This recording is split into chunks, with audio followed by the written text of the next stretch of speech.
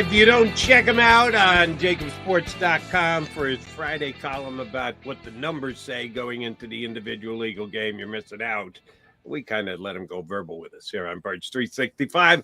Paul Domowitch, not coming from home. This is not the we the got work a area. hotel, Pete Tomo. That's nice. You got a nice room there, by the way.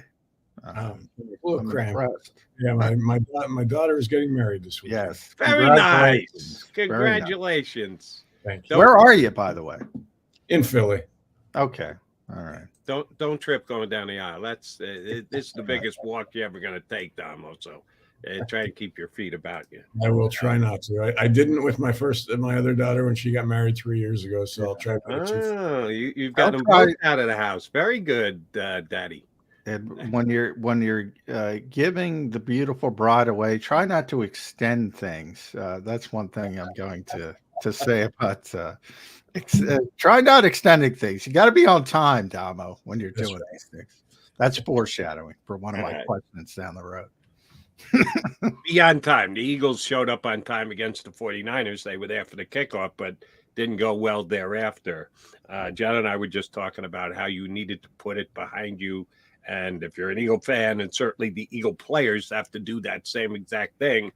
I think they did when they coughed up their other loss this year against the Jets and came back with as good an effort against the Dolphins. I think their best defensive effort of the season.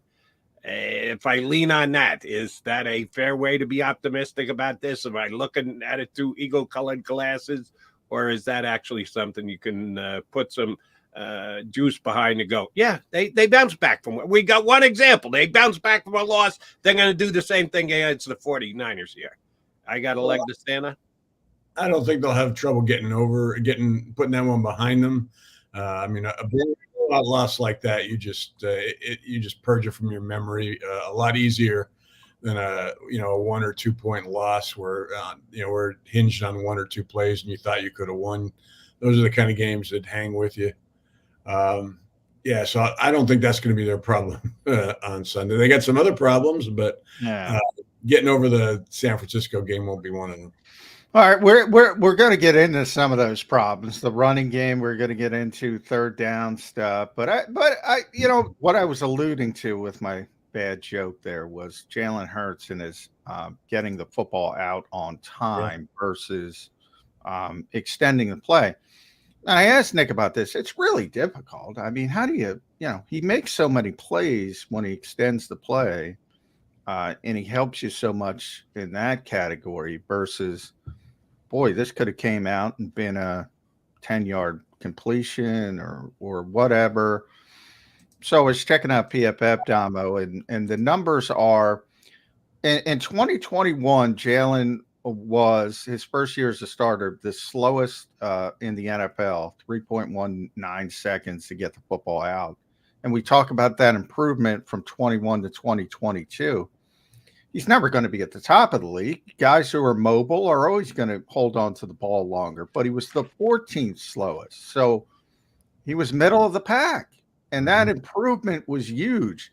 Now this year he's he's the second slowest, but he's actually regressed. He's getting it out in 3.23 seconds, less than he was as a first-year starter. Do you think that's a problem? Well, yeah, but for different reasons. 2021, I think the problem was more Jalen getting used to the NFL and getting a feel for what he's seeing before he was letting the ball go. I think now this year it's a totally different problem. I think it's an over-reliance on the deep ball. He's got a great line in front of him that's given him tons of time. Yeah, he could have had 6 seconds last week. Yeah. You saw that Sunday. I mean, he could have pitched a tent back there. And he's got 2 of the best deep ball receivers in the league. I mean, that's why he's throwing so much to these guys. He's got a good completion percentage on the deep ball this year. But when it ain't there, if it ain't there right away, I mean, I'm watching the tape. Yeah, he's got Gainwell, he's got Swift, he's got people that he can dump the ball off to, but he won't. He just keeps he doesn't like to hanging. So he knows what he's looking at. He misses some players sometimes. I mean, and John, I think you mentioned a long time ago that he's not a guy that likes to throw to his running backs. Yeah. He's thrown more to them this year than ever before because Brian Johnson has made it part of the game plan, part of the offense, but he just doesn't like to do it in last resort situations. I mean, I don't know why. It just doesn't seem like, it's almost like he thinks, yeah, this is too easy. I mean, I want Swift and Gainwell in space. So anyway, that's the way I put it. When the play breaks down and you're out of the pocket and you're creating on your own, you get three options. Number one is keep looking downfield for a guy who's not open. Check it down to a running back who might not make a big play, but at least you're going to advance the ball. Or take off and run. Yeah. I think the least optimum of those choices is continue to look downfield for a guy who wasn't open when you first looked at him. And that seems to be the one that Jalen tries to force more than anything else. But damn it, I'm going to get it to AJ or to Devontae, and that can cause issues like slipping down 15 yards behind the line of scrimmage. Yeah. All right, let me ask you about those running backs, Domo, because we debated this early in the week. Mm-hmm. I cannot believe in any given game, for any reason, that Kenny Gainwell's going to get more snaps than DeAndre Swift with what they've accomplished up until this point in the season. That's exactly what happened Sunday against the 49ers. Are the Eagles making a mistake when they allow something like that to happen, in your opinion? Well, yeah. You don't like Gainwell. I like Gainwell. I think part of the problem here is they overused him too much early on. Look at his carry numbers. I think now they're trying to kind of even things out a little bit, which is one reason they're not giving Swift a heavy load. Another is they're just not running the ball enough. But I mean, they should be giving it to Swift more. They should be giving it to the running backs, period, more. I mean, the last two games, I believe the running backs in the first half of the last two games, in each game had 7 carries. I don't quite understand that. I'm sure Nick can come up with a logic for why they've done it. You can come up with it. We don't have to believe it. So they need to make a bigger commitment to the run, period, whether it's to Gainwell or Swift. I mean, you use them both. So, all right, I think the mentality of Philadelphia. Let's be honest, Damo. You've been around this team longer than just about anybody. They've never come off. Run the ball. It's almost like that guy who showed up at NovaCare with the sign was waiting for the loss and saying, "Oh, they didn't run the ball." Isn't it just an outlier and say, in the fact that they got blown out? So, in the fourth quarter, I think they had 23 plays and they passed it 20 times. Well, when you're down 3 scores, you gotta throw the ball. And the fact that if you run the ball effectively, if you put that word on the back, I agree with you.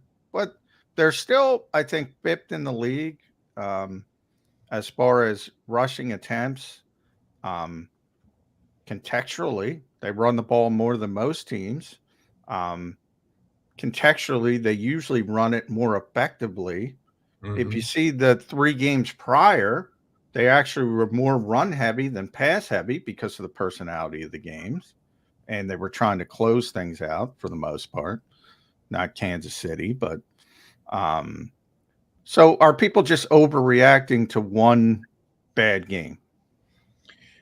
Well, I don't have a problem as much with the rushing attempts, John, as I do with the fact that they're just not very good at it over the last what are my numbers? I guess the last 7 games. First 5 games of the season, they had the best rushing attack in the league. You couldn't stop them. Last 7, except for the Buffalo game, they just haven't been very good at it, and it's hard to figure out why.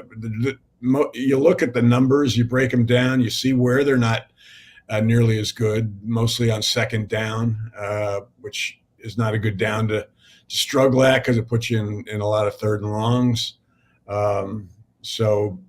You look at PFF's grades, their run blocking grades. Yeah, his line is good. His line is very good. This year, the starting 4 are as good as last year.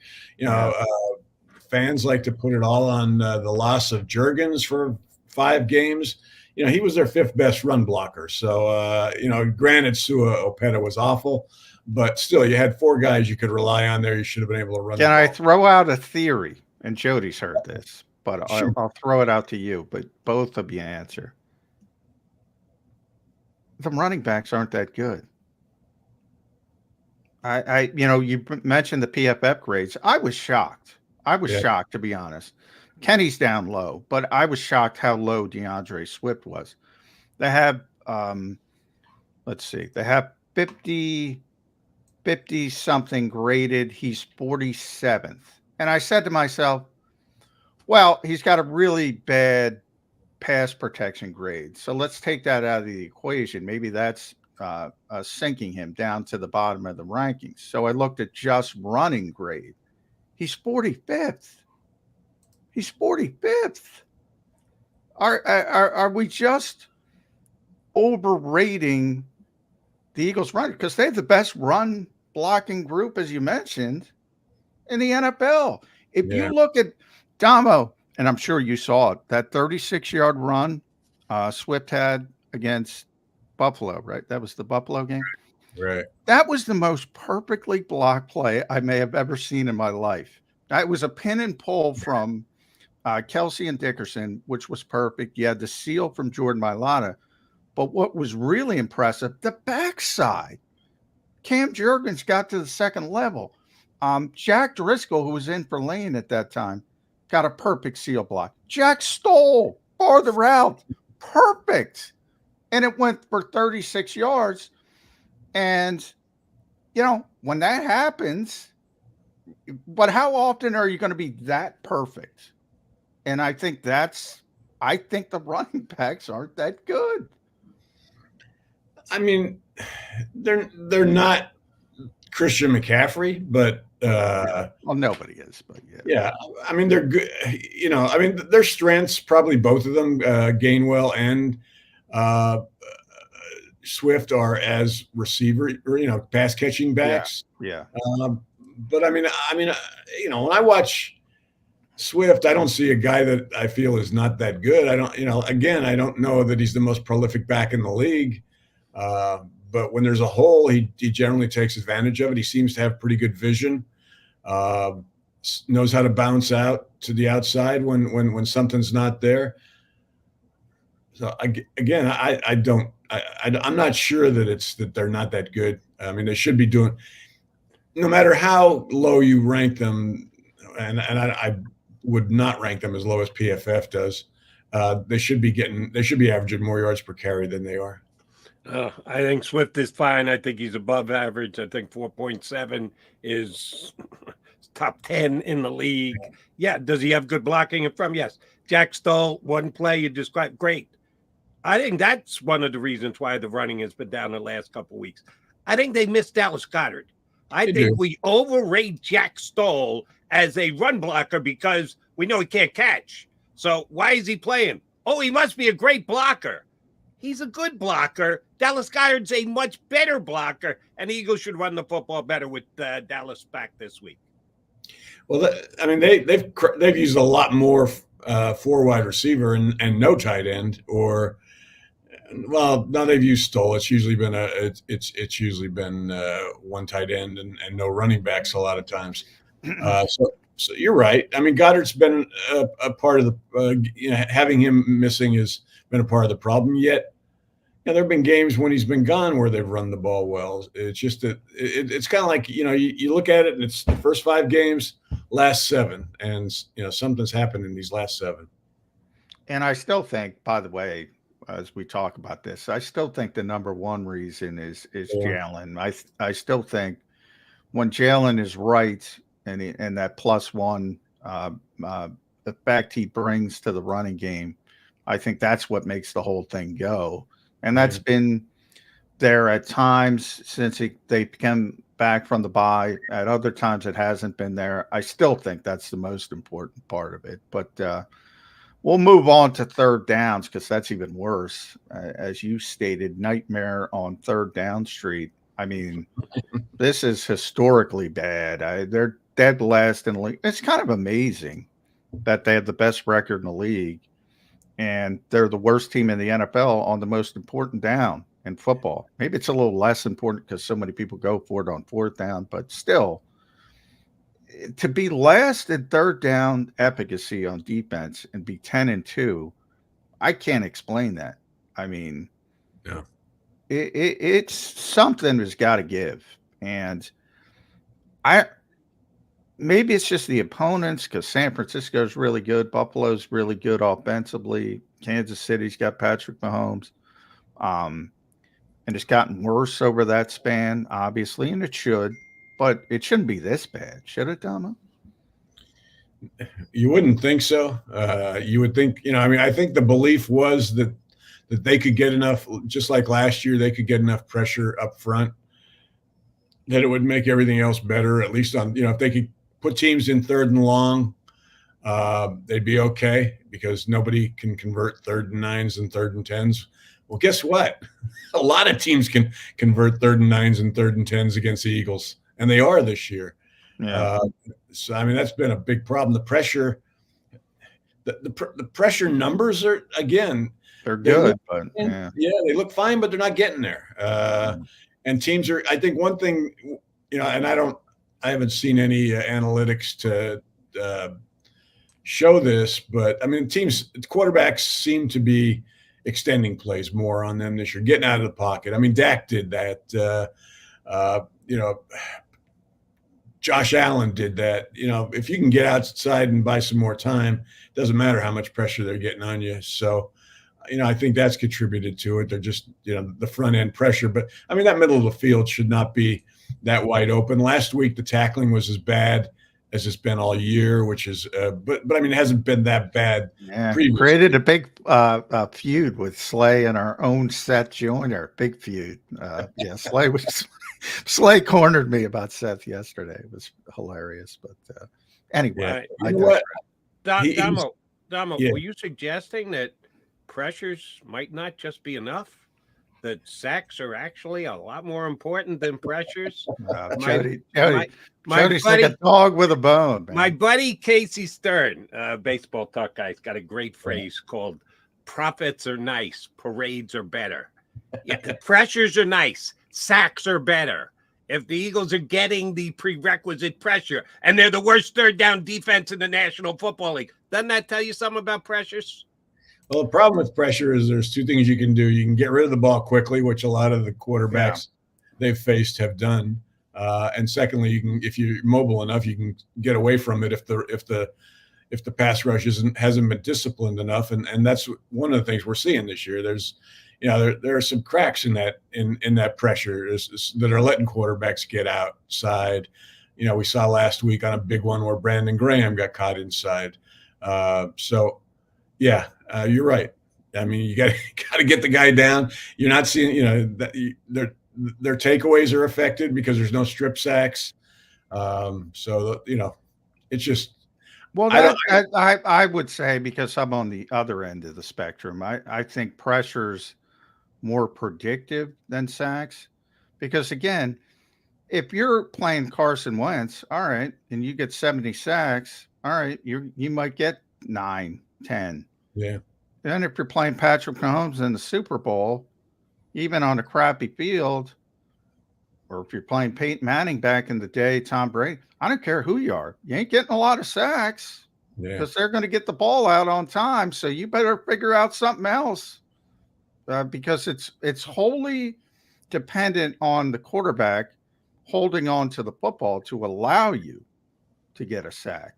Now, pressure, as you saw with the Giants as they beat the Patriots twice in the Super Bowl, they beat them the same way both times. Pressure right up the middle, made Tom uncomfortable. Mm-hmm. I mean, there are certain quarterbacks who are just not going to allow you to put up big sack numbers. Yeah. But I'll turn that into Sean Desai, who the honeymoon is over for poor Sean. Now he's not making adjustments, but he has made adjustments. And one of the adjustments you pointed out, he's been blitzing Philadelphia. He's been blitzing all over the place, way up in blitz percentage. And oh, by the way, it is failing miserably, Paul Domowitch.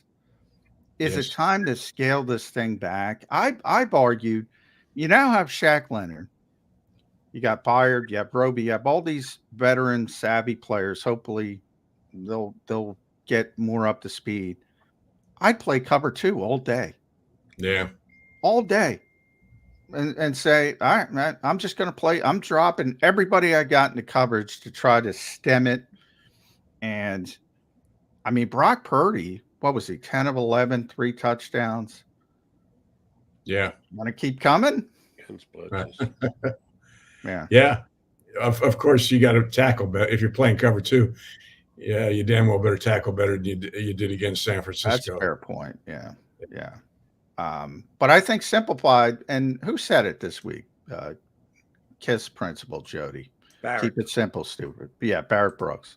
I mean, they're at the point where they have so many new faces, so many communication issues.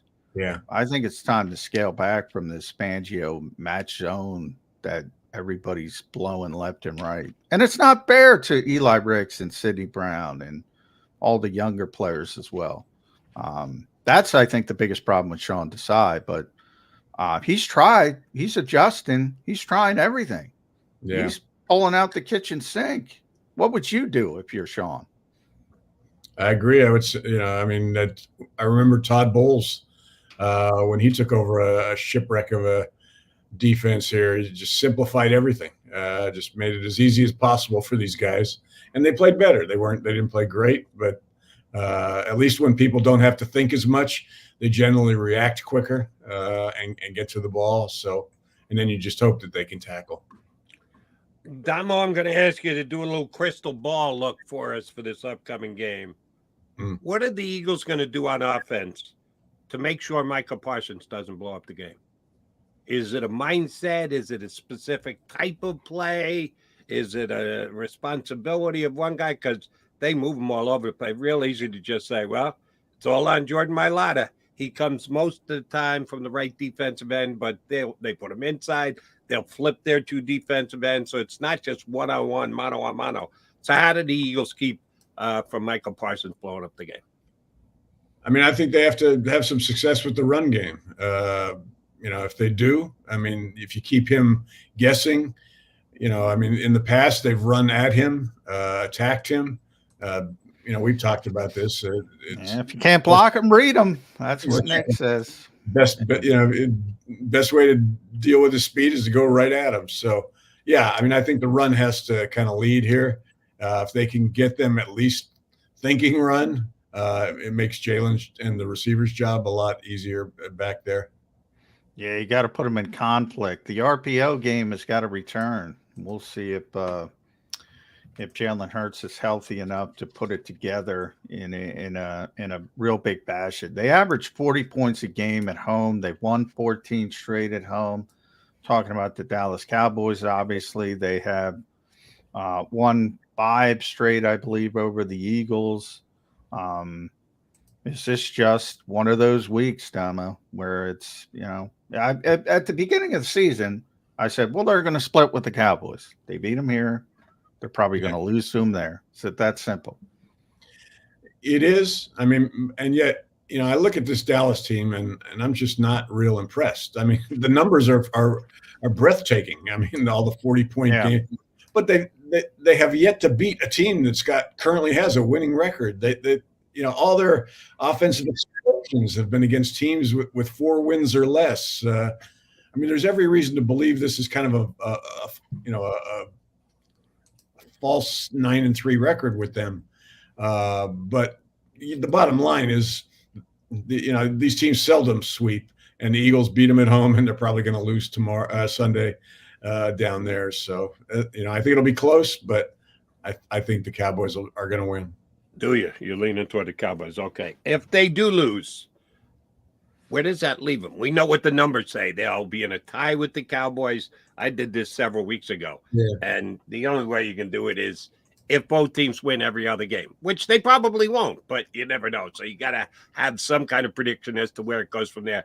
The Eagles would still have the advantage in the tiebreaker because The Cardinals, of all people, Yeah, the beat Cards. the Cowboys. JG still helping. JG way back in week number 2. But they would certainly lose the number 1 seed to San Francisco, be even with them and having lost the tiebreaker. What's the mental state of this football team coming back on that plane from Dallas if they lose the game? Well, I mean, I don't think Dallas is going to be their problem going forward if they lose. Dallas's schedule, Buffalo, Miami, Yeah, Detroit. Yeah, They're going to win the Eagles are going to, regardless of what happens Sunday, the Eagles are going to win the NFC East. Ooh. Their problem is they're probably not going to be the number 1 seed. They lose on Sunday, even if they run the table, and you guys talked about this, and John's right. Anybody can beat anybody. But you look at San Francisco. I mean, Baltimore's the only team they got a shot at losing to right now. And let down week. That was a big game for the 49ers. They wanted to prove something here. I don't think they're going to be fired up this week. Lay the 9.5 with San Francisco this week. All right. They're going to might be right. You might be right. That's my concern. If I'm them, that's my concern, that they're not going to end up with the number 1 seed, which means they're probably going to have to play the Cowboys again in the Cowboys in the playoffs before the NFC Championship. San Francisco waiting for them. So, well, if you get to the playoffs, you got to beat good teams. So, yeah, I mean, that's just baked into it. So they're probably going to have to beat the 49ers, whether it's here or there. Those are pretty clearly the 2 best teams, and one of our best guests here at P Damo. Make sure you follow him on X, formerly Twitter. He's got bigger things to do this weekend. Congratulations again to you and your daughter. And yeah, thanks, Damo. Thanks for taking some time out. You got some bigger issues to deal with. Absolutely. Always have time for you guys. Thanks. Damo, thanks. That's Paul Domowitch. Read his entire post on JAKIBSports.com. The Damo stat pack on Friday is always must read before you get into the Eagles and the matchup on Sunday. I just double checked it. I'm not the only one who thinks this. 49ers were a 9.5-point favorite over Seattle. Most of the outlets have it at 10.5 now, and one's actually got it at 11. So, well, yeah, but that's. I mean, they're coming off a beatdown of the supposed, if they're not the best team, the supposed best team in the NFL. So it's no surprise everybody's hyped up on San Francisco, and they might beat them by 4 touchdowns. I picked the 49ers to go to the Super Bowl last year. I think they're the most gifted team in the NFL from top to bottom, but I do think letdowns are real in this league, and I think there's a potential that, after that big performance, that they come down to earth a little bit.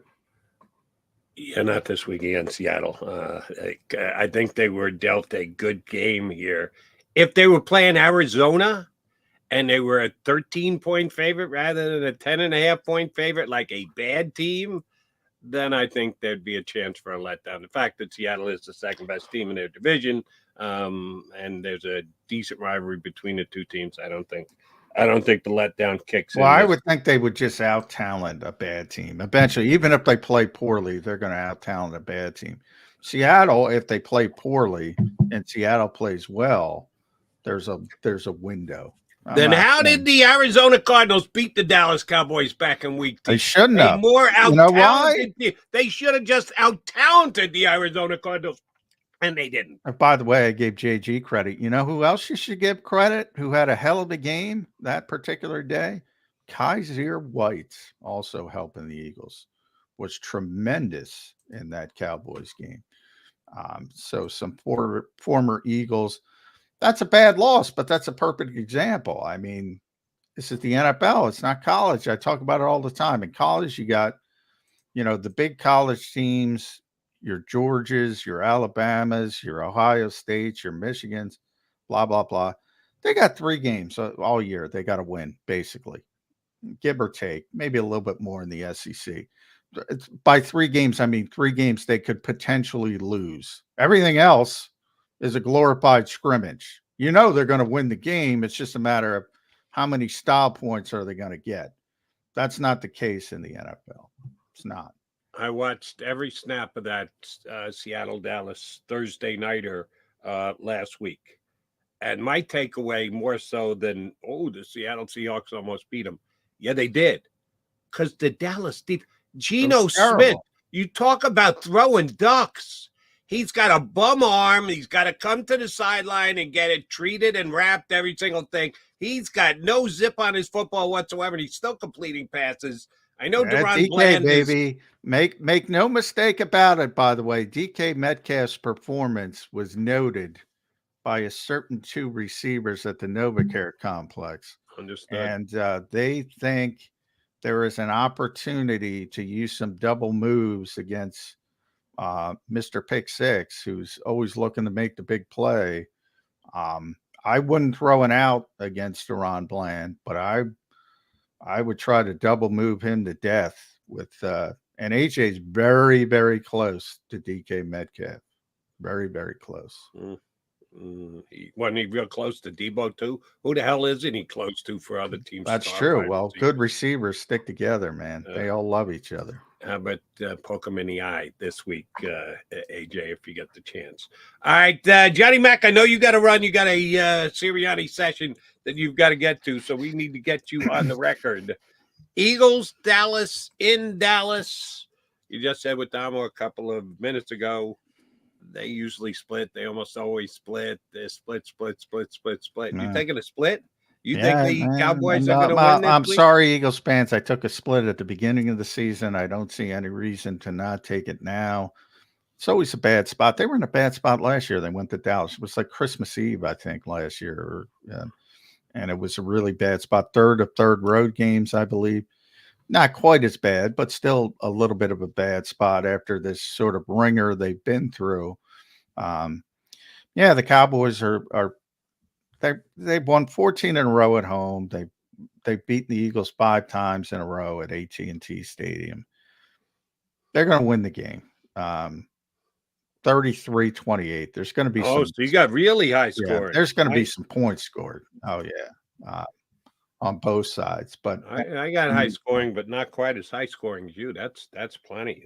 50 something is the under over, and you're up into the 60s. All right, 33-28 Dallas. Johnny Mac, thanks for the pick. Thanks for the hour. No, you got to roll. I'll see you right back here on Monday on Birds 365.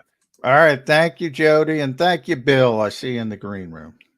Bill Colarulo is going to fill in for John in hour number 2. Come back, join with Billy C. And yes, we've got a Cowboy guest. We do this every single time. If we got a guy that we know who's a good guest in the town of the team the Eagles are playing, we punch him up. We've got John Machota, our pal from The Athletic, who covers the Cowboys. He can join us about 20 minutes. Bill Colarulo in for Johnny Mac next here on Birds 365.